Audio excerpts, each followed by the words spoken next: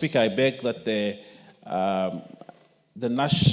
value-added tax amendment bill 2025 be read a second time. Honorable Speaker, this is a very short piece of legislation, a small amendment that is required to ensure that we remove some ambiguities in the value-added tax. And as I do that, I want to prepare the Honorable Junaid to second. Honorable Speaker, this bill just needs to do a small thing, and I want to do that. What it wants to do is that to amend the value-added tax. The bill amends the first schedule in paragraph 146 of part 1 to remove ambiguity caused by the use of the words after this date. When this bill was passed, there was that element that was put there that after this date. This created ambiguity in such a way that it was not clear which date the bill would take effect. And because of that, therefore, we want to substitute that small bit with the exact date of when the bill takes effect. So, Honorable Speaker, during the implementation of the Tax Laws Amendment 24, it became evident that the changes introduced ambiguity. The proviso added to paragraph 146 states, providing that the value of such investment is not less than 2 billion shillings, and the exemption was granted before 1st January and shall continue to apply for 12 months after this date. Honorable Speaker, this House is aware that the Tax Amendment Act took effect on the 27th of December 2024. As currently worded, the amendment appears to apply retrospectively, implying that the Cabinet Secretary should not have granted exemption after January 2024, and that only exemptions granted before this date are valid for 12 months, ending in January 2024. This does not reflect the intended purpose of providing a transition period of the VAT exemption. Instead, it inadvertently suggests that the Cabinet Secretary acted contrary to the law by granting exceptions through 2024, despite the law at the time permitting such grants. Honorable Speaker, so what are we doing in this law? Honorable Speaker, if you look at the law, therefore, what we are trying to amend is this, that the first schedule to the value-added tax is amended in paragraph 146 of part 1 by deleting the words 12 months after this date and substituting, therefore, the words 12 months from the date of commencement of this act. That is what we are doing. Just putting the words, substituting 12 months after this date to 12 months from the date of commencement of this act. And that is what we are doing, Honorable Speaker, in this small amendment. And therefore, I don't want to belabor the point. It is straightforward what we want to do as a parliament, and we should not take a lot of time. I want to request the Honorable Junaid Mohammed to second. And after second, 1, 2, 3 contributions, and we call the mover to reply, and we go ahead, Honorable Speaker. No, I'm just making a suggestion in my contribution. Honorable Speaker, the Honorable Junaid.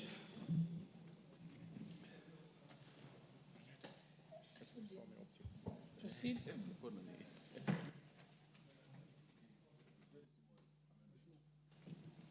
Honorable Junaid, you may proceed. Thank you, Madam Speaker. Madam Speaker, I stand to second the bill on the VAT Amendment Act, Madam Speaker. Madam Speaker, this is a very small amendment rectifying what happened in the tax amendment laws that we passed in December. It's a very controversial one, but Madam Speaker, is also a necessity because it is helping manufacturing, big investors who have, who has put faith and decided to take risk in investing in our country, Madam Speaker. So it is part of the incentives that is being offered to big investors who have invested huge sums of money so that they can put up industry in our country. Madam Speaker, manufacturing is not doing very well in the country at the moment. It's at 3%. So with these kind of incentives, we expect manufacturers to be enticed so that they can put more money to create jobs for our people. So, Madam Speaker, with those few remarks, I second.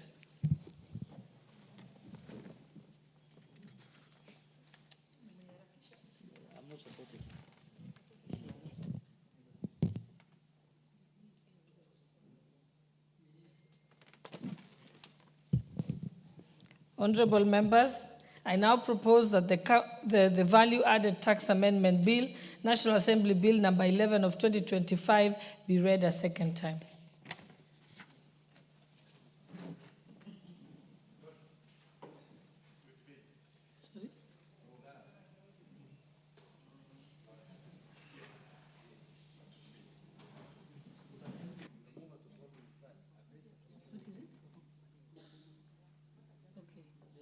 Yes, Honorable Murugara, what would you like to say? Yes.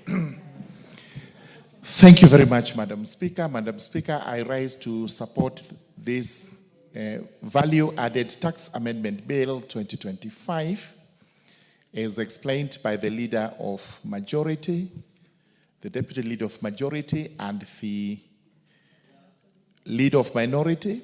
It's a small bill, but it has great impact on what it makes provision for, looking at the first schedule to Cap 476, which we are trying to amend. This particular section 146 deals with, or clause 146 deals with exempt supplies, and the provision that was made here is that the Cabinet Secretary has to make a determination on what to exempt from VAT to the provided magnitude so as to promote investment and manufacturing in the country or in the sector. It's important that every moment we pass these tax laws, we look at what investment we are promoting and what manufacturing is also to be promoted. And for purposes of legislation, it is vitally important that pieces of legislation have to be clear so that everyone reading the law understands exactly when that law is going to affect the person. So the provision to the Act is that provided that the value of such investment is not less than 2 billion shillings and the exemption was granted before 1st January 2024 and it shall continue to apply for 12 months after this date. And this is where the proposed amendment comes in, that we now have to substitute 12 months after this date, which is the 1st of March, the 1st of January 2024, with 12 months from the date of commencement of the Act. The date of commencement of the Act is actually most important in that by the time the bill is or was accented to, the 1st of January 2024 may have actually been eaten into, and therefore the new date of commencement would actually give the relevant 12 months, which have to be considered as concessionary. Therefore, this is a good amendment, and I support.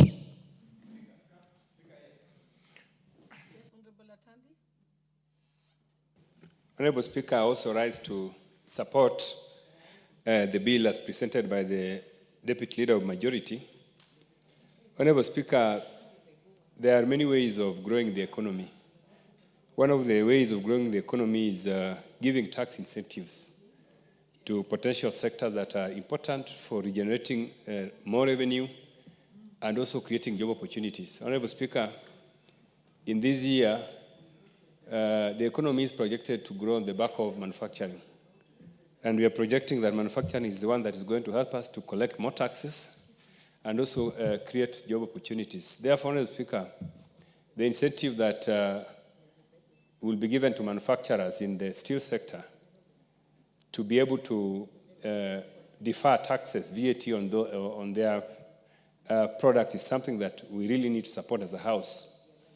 And even though in the past I've said, Honorable Speaker, that tax incentives is an area that we need to kill so that we can be able to save 300 billion that we lose on VAT waivers.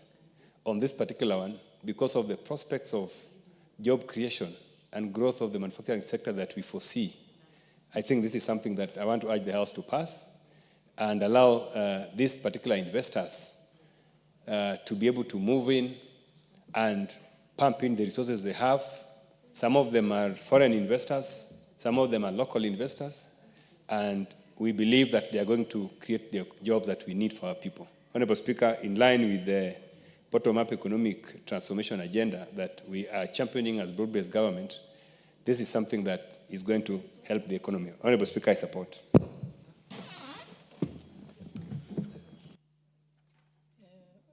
Honorable Amase, you can see she's pressed the intervention button.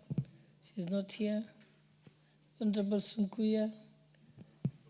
Honorable Irene Mayaka. Okay, Honorable Oundo. Thank you, Honorable Speaker. Let me also stand here to support this value tax amendment bill, but that basically tries to rectify the error or the omission that was occasioned when we passed the Business Laws Amendment Bill, NAMI Tax Laws Amendment Bill, and typically we should have picked this one out, but normally things here are rushed, in the syllabus normally get rushed, so some of these basic things are left out. Honorable Speaker, what the bill is actually proposing to do is to extend tax incentives to investors. Typically, Honorable Speaker, in such an arrangement, this actually amounts to tax expenditures, whereby a country forgoes revenue with this hope that the investment will result in higher revenue. Honorable Speaker, I have attended so many forums on this subject matter, but the truth of the matter, it hasn't made any significant changes. We only end up enriching the manufacturers, and yet we leave the country poorer than it was before then. Honorable Speaker, EPZs have been here with us for many years. We have granted them tax incentives, yet they have not contributed significantly to improving the GDP of the economy, improving capital growth, and even improving per capita income in this country. So, Honorable Speaker, many of us were always apprehensive when these kind of amendments are brought without having any study to determine what's the long-term impact of this kind of tax incentives at basically milk and transfer the benefits from the people of Kenya to some amorphous institutions outside of this country. We just hope and pray that these incentives should only last for the period intended here. They should not go beyond this particular moment. And Honorable Speaker, tellingly, it's just targeted to a certain class, a certain sector, Honorable Speaker. And many Kenyans, if you Google, they know who are the investors in this sector, the steel sector. We must get away from this country passing laws that seems to only geared towards pleasing some certain quotas for their personal gains, because some people somewhere are the beneficiaries of the end results of this matter. At this Honorable Speaker, we are going to legislate about everything, anything, in order to support certain forms of businesses, forgetting to look at the employer effect of those kind of changes. So, Honorable Speaker, with those few remarks, I support, but obvious reservation, but we need to get moving as it is. Thank you, Honorable Speaker. Who else wants to contribute? Honorable Mayaka. Thank you, Honorable Speaker. Honorable Speaker, I also stand to support this particular amendment because, Honorable Speaker, as has been indicated by the mover of the bill, is that this is in essence going to help in correcting the ambiguity that was caused by the previous bill.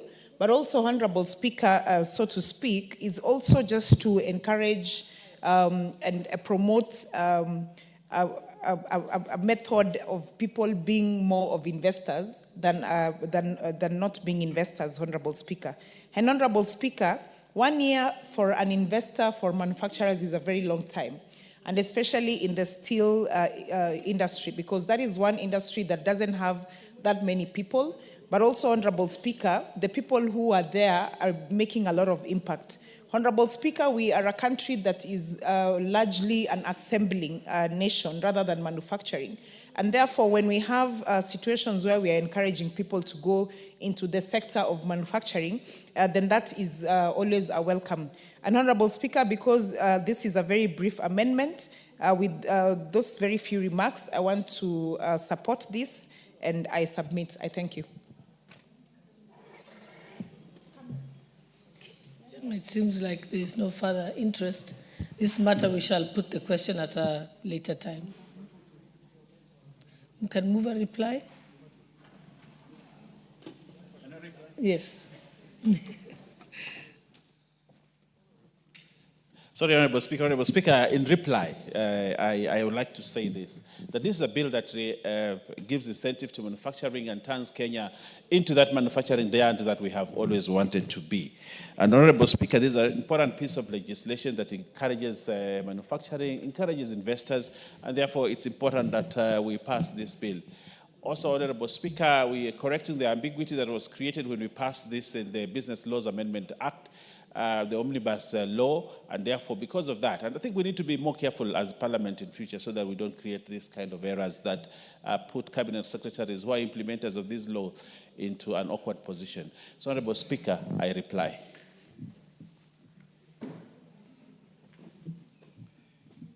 Thank you. We shall defer the putting of the question to a later time, maybe tomorrow. Okay, next order.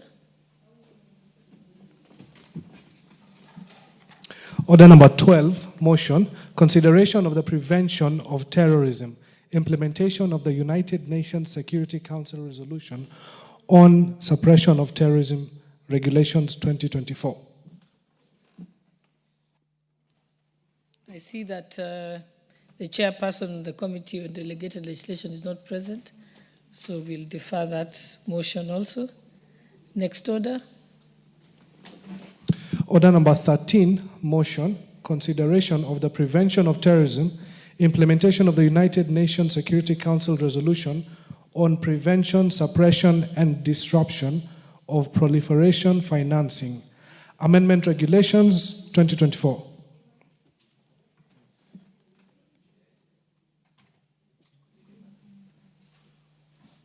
Okay, I also see that the chairperson still, so supposed to be the chairperson, Committee on Delegated Legislation, is still not present, so we shall proceed to the next, we'll defer it and proceed to the next order. Order number 14, motion, consideration of sessional paper number 1 of 2025 on the Kenya foreign policy. You may proceed.